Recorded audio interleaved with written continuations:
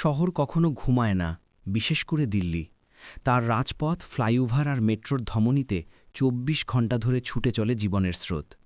কিন্তু এই জেগে থাকা মানে সজাগ থাকা নয়, বরং এই শহরের লক্ষ লক্ষ সিসিটিভি ক্যামেরা যেন এক যান্ত্রিক, নির্লিপ্ত চোখে তাকিয়ে থাকে। এই চোখ দেখে কিন্তু অনুভব করে না, রেকর্ড করে কিন্তু হস্তক্ষেপ করে না। ২০২৩ সালের ২৮শে মে দিল্লির শাহবাদ ডেইরির এমনই এক যান্ত্রিক চোখ এক ভয়ঙ্কর উপাখ্যান রেকর্ড করেছিল, যা নিছকই একটি অপরাধের দলিল ছিল না, ছিল আমাদের সময়ের সবচেয়ে বড় নৈতিক অবক্ষয়ের প্রতিচ্ছবি। সেই ফুটেজ পরে আর শুধু প্রমাণ হিসেবে থাকেনি, হয়ে উঠেছিল এক ডিজিটাল ভূত, যা আজও আমাদের সম্মিলিত বিবেকের দরজায় কড়া নাড়ে আর প্রশ্ন করে আমরা কতটা মানুষ। গল্পের শুরুটা ছিল আর ৫টা সাধারণ দিনের মতোই। ১৬ বছরের সাক্ষী, যার চোখে ছিল ভবিষ্যতের অগণিত স্বপ্ন আর বন্ধুদের সাথে অফুরন্ত হাসি ঠাট্টার পরিকল্পনা। সে ছিল প্রাণবন্ত, স্বাধীন চেতা, সদ্য কৈশোর পেরিয়ে যৌবনের দরজায় কড়া নাড়ছিল। তার ছোট্ট জগতে প্রেম এসেছিল স্বাভাবিক নিয়মেই। এলাকারই ২০ বছরের যুবক এসি মেকানিক সাহিল খানের সাথে তার সম্পর্ক গড়ে ওঠে। প্রথম দিকে হয়তো সবকিছুই ছিল কিশোর বয়সের প্রেমের মতো, লুকোচুরি, আবদার আর একসাথে কাটানো কিছু মুহূর্ত। কিন্তু সময় গড়ানোর সাথে সাথে সাক্ষী বুঝতে পারছিল এই প্রেম আসলে এক অদৃশ্য খাঁচা। সাহিলের ভালোবাসা ধীরে ধীরে এক দমবন্ধ করা অধিকারে পরিণত হচ্ছিল। তার প্রতিটি পদক্ষেপে সাহিলের নজরদারি, তার বন্ধুদের সাথে মেশায় নিষেধাজ্ঞা, এই সব কিছুই সাক্ষীর স্বাধীন সত্তাকে পিষে মারছিল। সে চেয়েছিল এই বিষাক্ত সম্পর্ক থেকে বেরিয়ে আসতে, নিজের মতো করে নিঃশ্বাস নিতে। তাই সে সাহিলকে জানিয়ে দিয়েছিল এই সম্পর্ক আর সম্ভব নয়। কিন্তু সাহিলের কাছে এটা প্রেম ছিল না, ছিল একছত্র অধিকার। তার পুরুষতান্ত্রিক অহংকারের কাছে সাক্ষীর না ছিল এক অনাক্যম্য অপরাধ, এক চূড়ান্ত প্রত্যাখ্যান। তার মনে হয়েছিল যে জিনিস তার, তা অন্য কারো হতে পারে না, এমনকি নিজেরও নয়। ভেতরে ভেতরে এক প্রতিহিংসার আগুন জ্বলছিল, যা এক ভয়ঙ্কর বিস্ফোরণের অপেক্ষায় ছিল। সে ঠান্ডা মাথায় পরিকল্পনা করেছিল কিভাবে এই অপমানের জবাব দেবে। সেদিন সন্ধ্যায় সাক্ষী তার বান্ধবীর জন্মদিনের পার্টিতে যাচ্ছিল। মনে হয়তো পার্টি, কেক আর আনন্দের অ্যান্টিসিপেশন। নতুন পোশাকে সেজে, কানে হেডফোন গুঁজে, হয়তো প্রিয় কোনো গান শুনতে শুনতে সে পথ চলছিল। সে জানত না তার জীবনের শেষ পদচিহ্ন আঁকা হচ্ছে শাহাবাদ ডেইরির ওই স্যাঁতসাথে পরিচিত গলিতে। কারণ অন্ধকারের আড়ালে তার জন্য অপেক্ষা করছিল এক উন্মত্ত প্রেমিক, যার ভালোবাসা ঘৃণায় রূপান্তরিত হয়ে এক ভয়ঙ্কর প্রতিশোধের রূপ নিতে চলেছে। সাক্ষী যখন গলিতে প্রবেশ করল, সাহিল তার পথ আগলে দাঁড়াল। তার চোখে ছিল এক শীতল, স্থির হিংস্রতা। কিছু বুঝে ওঠার আগেই সে সাক্ষীকে দেয়ালের সাথে চেপে ধরল। তারপর শুরু হলো সেই ভয়াবহ ৯০ সেকেন্ড, যা ভারতের অপরাধের ইতিহাসে এক কালো অধ্যায় হয়ে থাকবে। সাহিলের হাতে থাকা ছুরিটা বিদ্যুতের মতো ঝলসে উঠল। প্রথম আঘাত, দ্বিতীয়, তৃতীয়, ২০ বারেরও বেশি।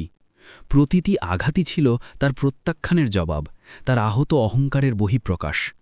গলির নিস্তব্ধতা খান খান হয়ে যাচ্ছিল সাক্ষীর চাপা আর্তনাদে। রক্তে ভেসে যাচ্ছিল মাটি। নিস্তেজ শরীরটা যখন মাটিতে লুটিয়ে পড়ল, তখনও সাহিলের উন্মত্ততা থামেনি। পাশেই পড়ে থাকা একটি ভারী সিমেন্টের স্ল্যাব তুলে নিয়ে সে বারংবার আঘাত করতে লাগল সাক্ষীর মাথায়, যেন সে নিশ্চিত করতে চেয়েছিল তার সম্পত্তি আর কারও হতে পারবে না, এমনকি নিজেরও নয়। আর এই পুরো সময়টা ধরে পাশ দিয়ে হেঁটে যাচ্ছিল মানুষ, একজন, দুজন, তিনজন। কেউ একবার থমকে দেখল, কেউ ভয়ে মুখ ঘুরিয়ে নিল, কেউ বা নিজের কাজে ব্যস্ত থাকার ভান করে দ্রুত চলে গেল। জীবন্ত মানুষেরা সেদিন ছায়ামূর্তিতে পরিণত হয়েছিল।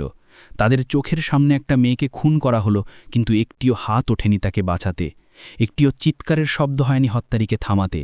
শহর জেগেছিল, কিন্তু তার আত্মা ঘুমিয়ে পড়েছিল। এই নীরবতাই ছিল সাহিলের সবচেয়ে বড় অস্ত্র।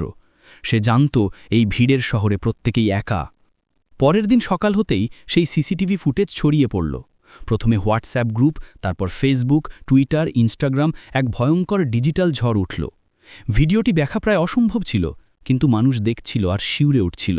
স্মার্টফোনের স্ক্রিনে ভেসে ওঠা নৃশংসতা কাঁপিয়ে দিয়েছিল গোটা দেশকে। এরপর শুরু হলো সামাজিক মাধ্যমের বিচার সভা। কমেন্ট বক্সগুলো ভরে গেল নানা মতামতে। কেউ লিখল, এই জানোয়ারটাকে জনগণের হাতে তুলে দেওয়া হোক, ওখানেই ওর বিচার হবে।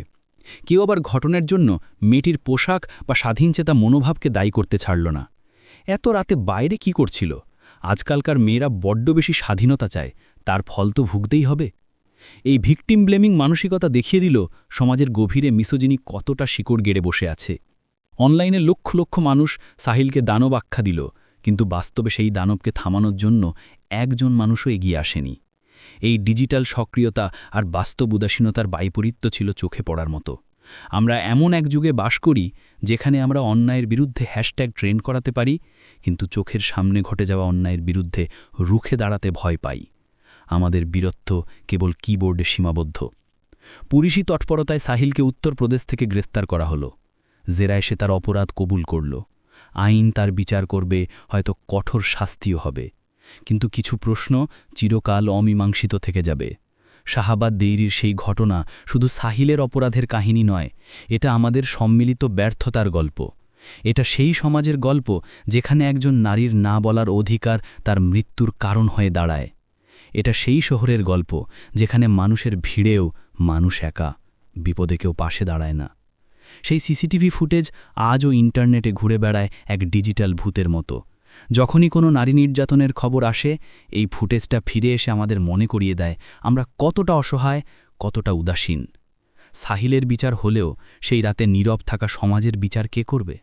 যে শহর জেগে থেকেও ঘুমিয়ে থাকে, তার বিবেকের বিচার কে করবে? এই প্রশ্নের উত্তর হয়তো আমাদের কারোরই জানা নেই, আর এই উত্তরহীনতাই হয়তো আমাদের সময়ে সবচেয়ে বড় ট্র্যাজেডি।